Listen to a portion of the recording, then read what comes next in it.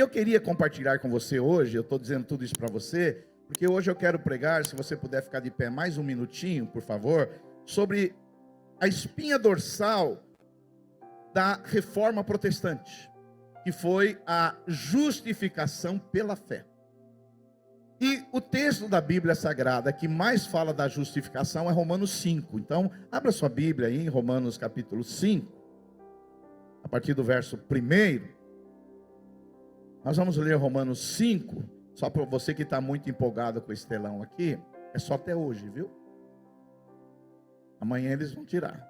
Pastor, por que nós não estamos num telão desse? Porque um telão desse, quanto custa, pastor Fernando? Quanto? 120 mil. Agora, o dia que vocês toparem botar um telão desse e fazer uma campanha, mas eu acho que nós temos outras prioridades por enquanto. Mas se alguém quiser topar, eu estou nessa. Eu sou um dos 120. Mas vamos ler então, Romanos capítulo 5, a partir do verso 1. Hoje nós, como uma igreja protestante e reformada, celebramos a reforma protestante. E Romanos capítulo 5, a partir do verso 1, Paulo, o apóstolo, vai dizer assim: justificados, pois, mediante a fé, temos paz com Deus, por meio de nosso Senhor Jesus Cristo, por intermédio de quem obtivemos igualmente acesso pela fé a esta graça no qual estamos firmes, e gloriamo-nos na esperança da glória de Deus. E não somente isso, mas também nos gloriamos nas próprias tribulações, sabendo que as tribulações produzem perseverança, e a perseverança a experiência, e a experiência a esperança. Ora, a esperança não confunde, porque o amor de Deus é derramado em nosso coração pelo Espírito Santo que nos foi outorgado. Porque Cristo, quando nós ainda éramos fracos, morreu a seu tempo pelos ímpios. Dificilmente alguém morreria por um justo, pois poderá ser que pelo bom alguém se anime a morrer. Mas Deus prova o seu amor para conosco pelo fato de ter Cristo morrido por nós, sendo nós ainda pecadores. Logo, muito mais agora, sendo justificados pelo seu sangue, seremos por ele salvos da sua ira. Porque se nós, quando éramos inimigos, irmãos, fomos reconciliados com Deus, mediante a morte do seu Filho, muito mais, estando já reconciliados, seremos salvos pela sua vida. E não somente apenas isso, mas também nos gloriamos em Deus, por nosso Senhor Jesus Cristo, por intermédio de quem recebemos agora a reconciliação. Hoje então nós vamos falar, meus irmãos, uma das espinhas dorsal da igreja reformada. Uma igreja reformada continua sempre reformando. E uma igreja reformada é uma igreja que a salvação não é pelas obras. A salvação não vem por um outro intermediário. Uma igreja que prega a Bíblia Sagrada, em primeiro lugar, ela entende que a justificação é um ato declaratório de Deus. Ou seja, quando você nasceu de novo pelo Espírito Santo, Deus veio sobre a sua vida e te declarou justo. Aleluia! Então, a justificação, ela não significa só o perdão e absolvição. A justificação significa que você em Cristo não tem mais culpa diante de Deus. E as religiões hoje, que não entendem a Bíblia Sagrada, por ignorância ou por outros motivos, elas às vezes trazem culpa, medo, intimidação. Mas à medida que você lê a Bíblia Sagrada, você vai aprender que você foi justificado por Deus e que você foi absolvido por Deus. Por isso, nenhuma condenação há mais para quem está em Cristo Jesus. Quantos aqui nessa manhã estão em Cristo Jesus? Diga glória a Deus. E o teólogo inglês Martin Lloyd-Jones, ele diz que a justificação não significa meramente o perdão. Claro, inclui o perdão também, mas é maior do que o perdão. Além disso, a justificação é Deus declarando que nós somos inocentes, como pessoas que nunca pecaram. Não é que nós não pecamos, A Bíblia diz que aquele que diz que não tem pecado chama Deus de mentiroso. Não é que você não peca, mas quando Deus olha para você mediante a justiça de Cristo, Ele olha para você como uma pessoa sem pecado. Por isso que você tem acesso ao trono de Deus. Diga um glória a Deus aí. Agora, a justificação ela é instantânea, não é como a santificação. A santificação é um processo. Você, quando se converteu, se tornou santo diante de Deus, mas você progressivamente vai se santificando até o dia final. Agora, a justificação não. A justificação é um ato instantâneo. Quando você nasceu de novo, Deus te declarou justo. Diga para o seu vizinho: diante de Deus você é justo. Mas diga com mais entusiasmo, fala: diante de Deus você é justo. Um outro aspecto da justificação, meus irmãos, lá em Romanos capítulo 5, diz assim, que nós somos justificados pela fé. Ou seja, nós somos justificados e recebemos a justificação porque eu creio nisso. Eu recebo isso. Então, a fé é um instrumento de apropriar-se da justiça de Cristo. Eu, pela fé, me aproprio. Cristo morreu por mim. A justiça de Cristo está em mim. Aquele que não conheceu o pecado, se fez pecado por mim, para que nele, em Cristo, eu sou justiça de Deus. Então, a fé é a mão de Deus sobre nós, ou seja, é um instrumento de Deus. Não é porque você merece, não é por causa da sua história, não é por causa de qualquer outra coisa. É um ato benigno, generoso de Deus nos declarar justo. E a justificação em Romanos 1, ela fala que é por intermédio de Cristo. Olha só, Romanos 5:1, sendo pois justificados pela fé, temos paz com Deus por nosso Senhor Jesus Cristo. O único que pode te justificar diante de Deus é Cristo. Não é Maria, não é o Padre Cícero, não é qualquer outra pessoa. O único que pode te justificar diante de Deus é Cristo. Por isso que os pilares da reforma protestante é somente Deus, somente Cristo, somente a graça, somente a Bíblia e somente a fé. Amém? Quantos estão aí conosco? Digam glória a Deus aí. Eu queria nesse dia que nós devemos celebrar isso, porque nós não estamos mais debaixo das garras da religião, senão hoje nós estaríamos aí vivendo com culpa, com medo, com boas obras, indo no cemitério para rezar pelos mortos. Nós estamos livres disso, porque nós somos justificados. Eu queria compartilhar com você hoje sobre 5 frutos da justificação. Primeiro fruto da justificação, olha só, Romanos capítulo 1, diz assim: tendo sido, pois, justificados pela fé, nós temos paz com Deus. O primeiro fruto da justificação chama-se paz com Deus. Diga comigo, paz com Deus. Porque nós éramos pecadores, ímpios, estávamos no império das trevas, andávamos segundo o curso desse mundo, éramos por natureza filhos da ira, estávamos destinados à condenação eterna. Mas aquele que não conheceu o pecado, Cristo, se fez pecado por nós, para que nele fôssemos feitos justiça de Deus. Então hoje nós temos o que? Paz com Deus.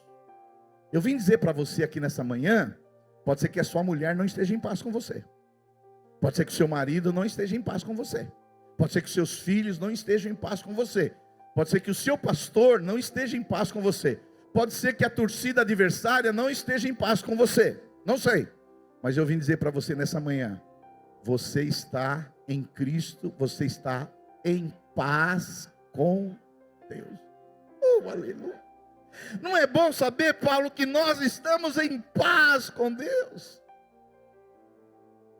Nossa, filho, não estando em paz com o cônjuge já é uma luta, não estando em paz com o vizinho já é uma dificuldade. Agora já imagine você não estar em paz com o Todo-Poderoso.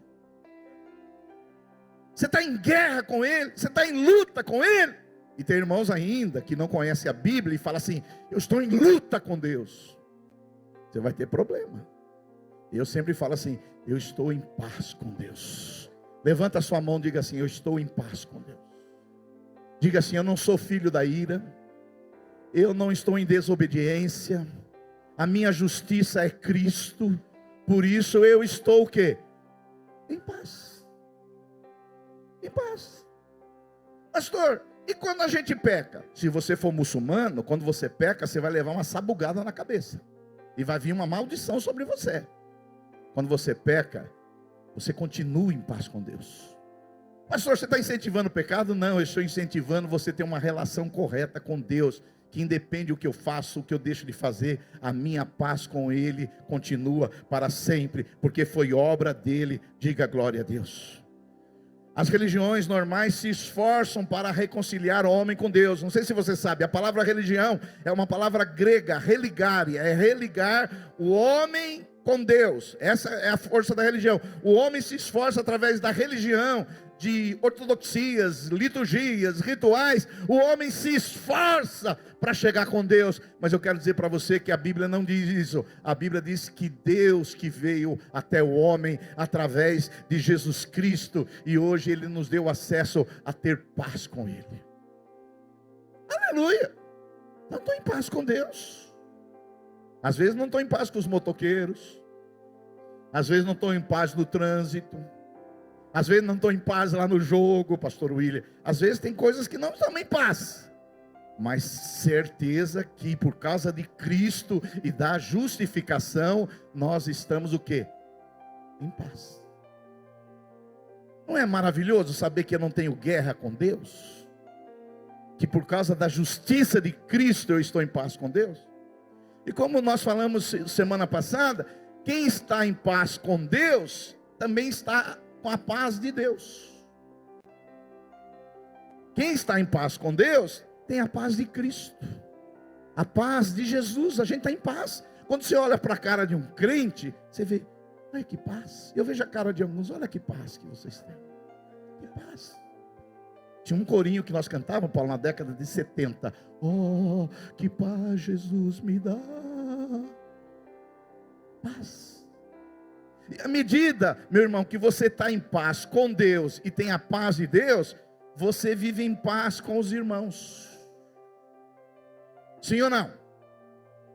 Então, deixa eu te falar uma coisa. Pessoa que arruma muito encrenca, é que ele não tem a paz de Deus. É porque ele não tem a paz com Deus. Então, quando você vê Maria encrenca e Senhor encrenca, é que ele ainda não entendeu o Evangelho. Sim ou não? Então, o crente é o povo da paz. Eu estou em paz com a minha mulher, eu estou em paz com meus filhos, eu estou em paz com meus pastores, eu vivo em paz. E às vezes quando eu chego numa reunião, está aquele tumulto, eu chego, já chega a paz também. Às vezes eu chego em casa, está uma tensão, aí quando eu chego, paz. O que está acontecendo? Por isso que Jesus disse assim, lembra aquela passagem de Jesus? Que Jesus disse assim, quando vocês forem numa cidade pregar, digam assim, paz sejam com vocês. Se as pessoas não receberem, a paz volta para você. O primeiro fruto da justificação é a paz com Deus. Não é maravilhoso ser crente, saber que nós estamos em paz com Deus? Agora a religião não faz isso. A religião quer dizer, tem um Deus irado ali. Você que não traga o dízimo hoje aqui. Você que não traga o dízimo não, que ele vai, a sua geladeira vai quebrar o motor, o seu carro vai fundir o motor, o seu filho vai ser atropelado, porque você não deu o dízimo. Porque o dízimo na cabeça dos insanos aí, é que vai te dar paz com Deus. Não. O que traz paz com Deus é Cristo. É o sacrifício de Cristo na cruz. Estamos em paz com Deus. Fala para o seu irmão, está em paz com Deus, irmão? Aleluia. O segundo fruto da justificação, meus irmãos, está em Romanos 5:2. Diz assim: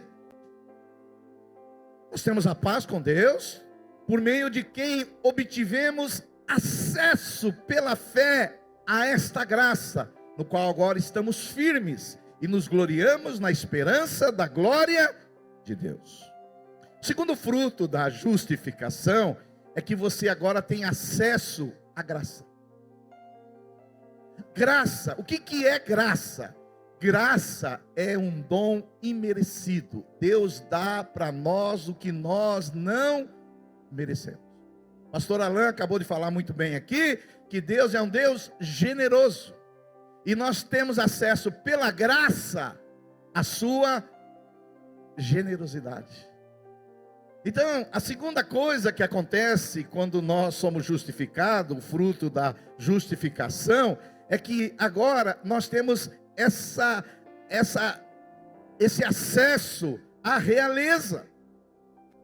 Então, Deus é o rei. O seu trono subsiste para sempre. Ele tem toda a autoridade.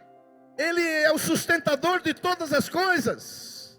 O seu trono está edificado sobre justiça e equidade. Diante dele estão os querubins, os serafins, os arcanjos. E agora, nós justificados, nós temos o quê? Acesso. A religião, o que ela quer fazer? Colocar intermediários para que você tenha acesso. Ó, você quer ter acesso a ele? Você tem que vir aqui na minha igreja. Você quer ter acesso a ele? Eu que tenho que fazer uma oração por você. Você quer acesso a ele? Você tem que falar com aquela mediadora. Não é verdade. O cristianismo, a Bíblia Sagrada, vai dizer que você, onde você estiver, você tem acesso. Acesso. Não é maravilhoso saber que nós temos acesso a Ele? Tem pessoas nesse mundo que são inacessíveis. Tem pessoas, não sei se você quer falar com ela e não consegue falar com ela. Sim ou não? Tem pessoas que são inacessíveis. Deus também, o Pai, Ele era inacessível. 1 Timóteo capítulo 6, diz que Deus habita numa luz inacessível. Ninguém tinha acesso a Ele. Ninguém tinha acesso a Deus. Ninguém conseguiria chegar a Deus.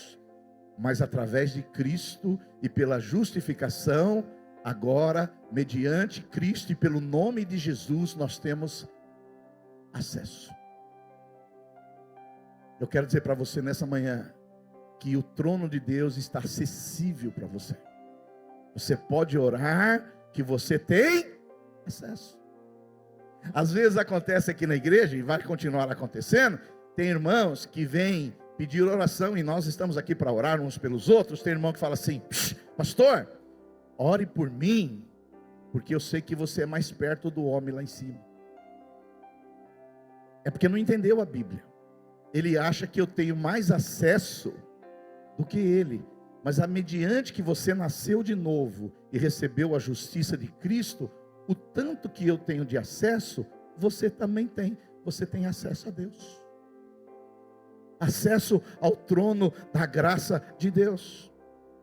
Eu não sei se vocês lembram, no Antigo Testamento, havia uma rainha chamada Esther. Lembram disso, da rainha Esther? E tinha um adversário que ele queria destruir o povo de Israel. E aí, um parente da rainha Esther falou: rainha Esther, se você não for falar com o rei, todo Israel vai ser aniquilado. Só que tinha o seguinte, que mesmo a rainha, ou qualquer outra pessoa, não poderia entrar ali onde o rei estava, não tinha acesso. E uma pessoa entrando sem ser convidada, ela poderia ser condenada à morte. E aí, ela ficou em dúvida se ela intercedia pelo rei a favor do seu povo ou não. Mas ela falou: olha, eu vou arriscar. Ela arriscou a própria vida. Então, a rainha Esther, ela era casada com o rei Assuero, e lá no livro de Esther, capítulo 5, verso 2, diz assim: quando o rei viu a rainha Esther lá no pátio, ele poderia ter falado: você não foi autorizado a entrar, você vai morrer. Mas a Bíblia Sagrada diz assim: o rei teve misericórdia dela e estendeu-lhe o cetro de ouro que tinha na mão. Esther aproximou e tocou na ponta do cetro. E o rei lhe perguntou: que há, rainha Esther? Qual é o seu pedido? Mesmo que seja metade do reino, será dado a você. E a rainha Esther salvou todo o povo de Deus. Hoje eu quero dizer para você que o rei é Jesus, e o cetro está estendido para que você tenha acesso ao rei. Nós temos acesso ao rei dos reis, Jesus. Diga glória a Deus aí, aleluia. E esse acesso significa muitas coisas. Uma delas significa que agora eu posso adorar a Deus. Lá em Hebreus capítulo 4, verso 16, assim, presta atenção nesse versículo. Aproximemo-nos da onde, irmãos? Do trono da graça, com toda a confiança, a fim de recebermos misericórdia e encontrarmos graça que nos ajude no momento de necessidade. Hoje eu vim dizer para você que mediante a justificação, você tem acesso ao trono de graça, e o cetro está estendido para você, em nome de Jesus, para que você apresente as suas necessidades diante dele. Diga glória a Deus, aleluia, aleluia. Primeiro, nós temos paz com Deus. Segundo, nós temos acesso a Deus. Terceiro fruto da justificação, a alegria na tribulação. Olha só, Romanos capítulo 5, verso 3 diz assim: não só isso, mas também nos gloriamos nas tribulações, porque sabemos que a tribulação produz perseverança. Aquele que é justificado, aquele que entendeu que ele está em paz com Deus, que ele tem acesso a Deus, ele tem esperança mesmo no sofrimento. Por quê? Porque muitas pessoas, elas não têm esperança no sofrimento, na luta, na dificuldade, na situação adversa, elas se desesperam. Mas nós não. Nós temos esperança mesmo na tribulação. Eu estou atribulado, mas minha vida não define isso aqui que me define. Não é essa tribulação que me define. Não é essas circunstâncias que me define. Não é essa luta que me define. O que me define é que agora eu sou justificado, e Deus vai me livrar dessa tribulação para a glória dele, em nome de Jesus Cristo. Diga um glória a Deus aí. E às vezes, se você cresceu um pouquinho na fé, você adulteceu, você amadureceu, você pode entender também que o sofrimento pode ser um tratamento de Deus na sua vida. Agora ouve o silêncio. Por quê? Porque às vezes as tribulações não produzem nada na nossa vida. Tem tribulação que não produz nada. Agora, tem tribulação na nossa vida que tem consequências eternas. O cristão que anda na presença de Deus, quando ele é atribulado, ele pensa assim: o que Deus quer me ensinar com essa tribulação? A pastora Miriam mesmo deu testemunho aqui domingo passado, ela está conosco aqui, e nessa tribulação que ela tem passado, ela aprendeu algumas lições. A tribulação, quando vem na nossa vida, ela pode ser pedagógica. Por exemplo, Jonas passou por uma tribulação, porque Deus queria ensinar algo a ele. Jesus passou por uma tribulação no Getsêmani. Paulo passou por muitas tribulações. Às vezes, a tribulação, às vezes é Deus querendo nos ensinar. Por exemplo, tem irmãos que precisam de tribulação. Talvez você só está aqui hoje porque você está passando por tribulação. Tem gente, deixa eu falar para você, e eu conheço alguns. Se tiver dinheiro no banco, saúde, alegria no coração e paz, sabe o que ele faz? Vai embora, tira o time. Aí Deus fala, uma tribulaçãozinha para ele, uma tribulaçãozinha para ela, não porque ele quer o seu mal, porque ele quer te trazer de volta para ele, para você buscá-lo de todo o coração. Quantos podem dizer um glória a Deus? Tem gente, eu conheço gente dessa igreja, estou olhando para alguns aqui, que precisa de tribulação, que precisa uma tribulaçãozinha. Para quê? Para que ele aprenda não se embriagar com esse mundo. Tem pessoas que estão distraídas com esse mundo. Tem pessoas que só estão pensando na carreira. Tem pessoas que estão só pensando num casamento. Tem pessoas que só estão pensando na vida financeira. Mas esse não é o melhor de Deus para você. O melhor de Deus para você é a presença dEle, a glória dEle, a unção dEle. Aí você procura emprego, não acha. Você ora por saúde, não acontece. Seus filhos continuam e Deus fala, não, Ele precisa.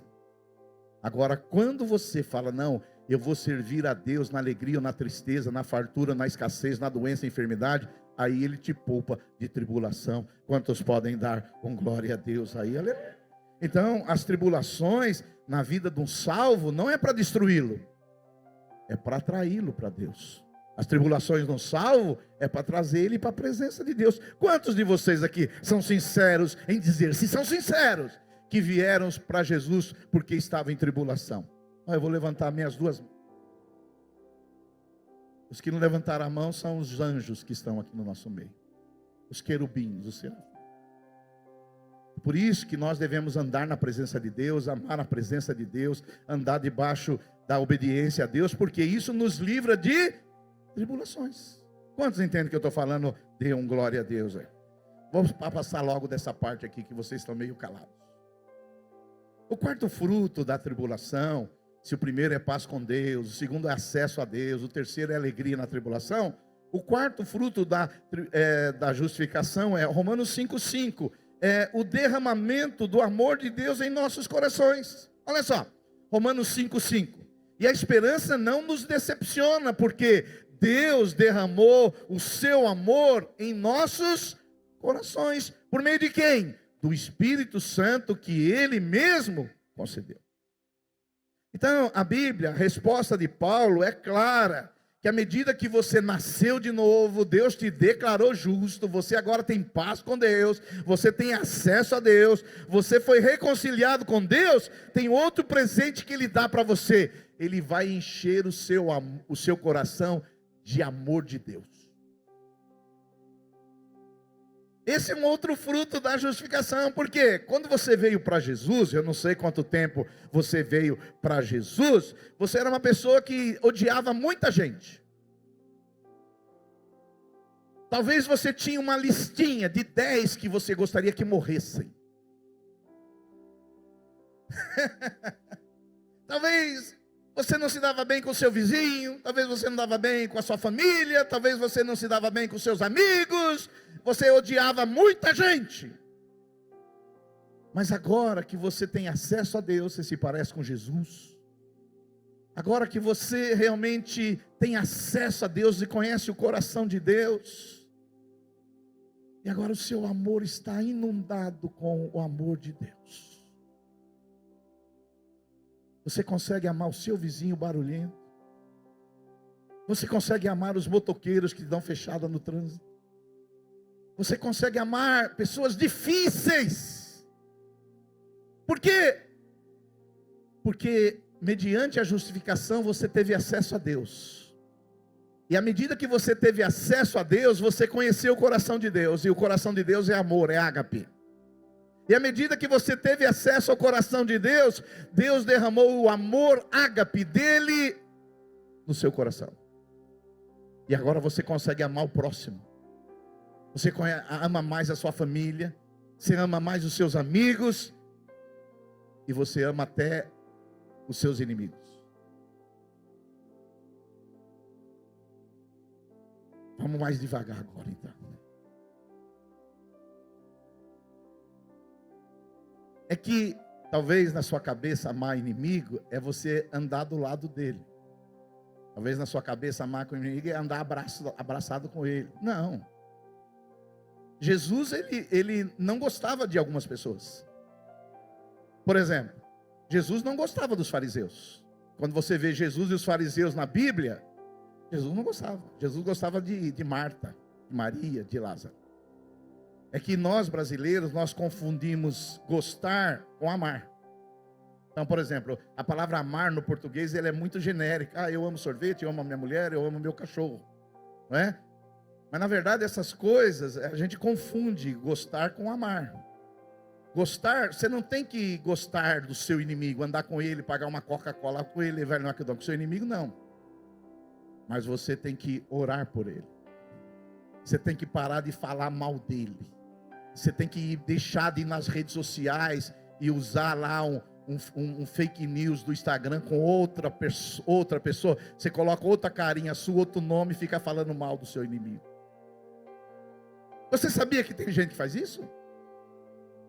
Tem gente que não é homem ou mulher suficiente para falar na cara, ele faz um perfil falso para caluniar outra pessoa.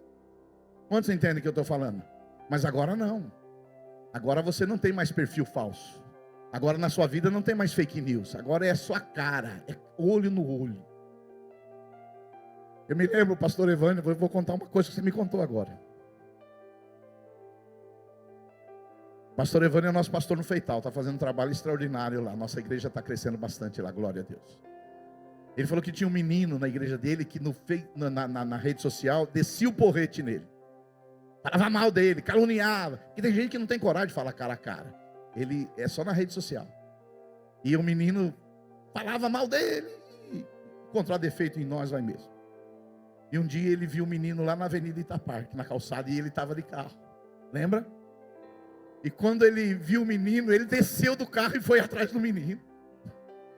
E ele é forte, irmãos. Eu conheço ele há muitos anos. Ele é fortão. É fortão. E o menino saiu correndo. Foi ou não foi? Aham? Você vê que eu não esqueço. Não pode contar as coisas para mim que eu lembro na hora da pregação. Por isso você toma cuidado. Você que está aí contar coisa para mim, que eu conto tudo aqui. E depois você correu atrás dele. Não orar, não. Isso não foi o que você falou para mim, não. Pode ser que você chegou em casa e se arrependeu e orou. Ajuda, mas você não correu atrás dele? Chegou a pegá-lo ou não? Você queria orar por posição de mão. Pum. Mas porque Deus mudou a vida do pastor Evânio. E o amor de Deus foi derramado no coração dele. Ele joga futebol, ele é zagueiro. E zagueiro, antes dele ter Jesus, é aquele negócio: é a bola, é o cara, pastor, é a bola, é o cara. É aquele que tem que entrar em sola. Mas depois que ele se converteu, ele virou florzinha de Jesus. Por quê? Porque o amor de Cristo foi derramado em nossos corações. Deixa eu falar para você, se você nasceu de novo, você ama muito mais a sua família. Você ama muito mais os seus filhos. Você ama os seus liderados, você quer o bem deles, porque o amor de Cristo foi derramado em nossos corações, porque esse amor de Deus é abundante, e quem conhece a Deus ama. Por que Jonas, na verdade, ele não queria pregar o evangelho para os ninivitas? Por quê? Ele não queria porque os ninivitas tinham matado a família dele, tinha guerreado contra o reino de Israel, e ele tinha ódio dos ninivitas. E Deus falou: vai lá pregar agora para eles. E ele pregou uma mensagem horrível. Ele só falava do arrependimento, mas ele não falava da salvação. Mas Jonas sabia: esse Deus eu conheço ele. Esse Deus ama. E se eu for pregar para esses ninivitas, no lugar de Deus lançar o juízo sobre eles, eles vão se arrepender e Deus vai recebê-lo de voltas e não vai acontecer nada. E é o que vai acontecer com seus inimigos. Você vai orar por eles, eles serão abençoados. Aleluia! Porque o amor de Cristo foi derramado em nossos corações. E por último, irmãos, para a gente ir embora, em quinto fruto da justificação. Primeiro, nós temos paz com Deus. Diga: eu tenho paz com Deus. Diga mais forte: eu tenho paz com Deus. É importante você saber isso. Eu tenho paz com Deus. Segundo, fruto da justificação. Agora eu tenho acesso a Deus. A gente ora, não tem mais intermediário. Eu tenho acesso ao trono da graça de Deus. Terceiro, mesmo que eu passe por tribulação, eu sei que Deus está cuidando da minha vida e talvez Ele está tratando para que eu me aproxime mais dEle. Sim ou não, irmãos? É um outro fruto da justificação. O quarto fruto da justificação, segundo Paulo, é esse amor de Cristo derramado em nossos corações. Agora não mais há ódio no nosso coração. Nós não odiamos mais ninguém. Nós queremos o bem de todos. E por último, quinto fruto da justificação é a certeza que no futuro seremos glorificados. Olha só Romanos 5:9. Como agora fomos justificados pelo seu sangue, muito mais ainda por meio dele seremos salvos da ira de Deus. Se quando éramos inimigos de Deus, fomos reconciliados com ele mediante a morte do seu filho, quanto mais agora, tendo sido reconciliados, seremos salvos pela sua vida. Diga glória a Deus, ai, aleluia. Então Paulo está querendo dizer que o outro fruto da justificação meus irmãos, é que um dia todos nós compareceremos ao tribunal de Cristo. A Bíblia diz: está ordenado ao homem morrer uma só vez e depois passar pelo juízo final. Por isso que nós não acreditamos em purgatório. E aí, o que acontece? No dia do juízo final, os ímpios ressuscitarão, eles estão hoje no inferno, segundo a Bíblia, mas eles serão ressuscitados, passarão pelo juízo final, serão condenados e lançados no lago de fogo, onde estará o diabo, o falso profeta e a besta. Mas eu não quero falar de ímpio hoje, eu quero falar dos filhos. Os filhos que são justificados, eles estão hoje no céu, paraíso, o seio de Abraão, ressuscitarão um dia, passarão pelo trono de Cristo, para quê? Para serem condenados? Para ser julgado cada um dos seus pensamentos, cada palavra, cada ação, cada conduta errada? Não. Por quê? Porque Cristo, que não conheceu o pecado, se fez pecado por nós, para que nele fôssemos feitos justiça de Deus. Então, no dia do seu julgamento, os livros serão abertos. E aí, como um telão desse, usando o exemplo de um telão desse, vou aproveitar o telão para usar isso aqui de exemplo. Quando colocar, os ímpios serão colocados num telão, todos os seus pecados, do seu nascimento até a sua morte, e serão julgados um a um, pensamentos, palavras, ações, comportamentos, desejos, tudo será colocado, serão julgados e serão lançados no lago de fogo. E o justo, usando o exemplo do telão, não sei se no céu vai ter telão, quando aparecer a sua vez, apaga tudo aqui, tudo, deixa tudo apagado, se é possível.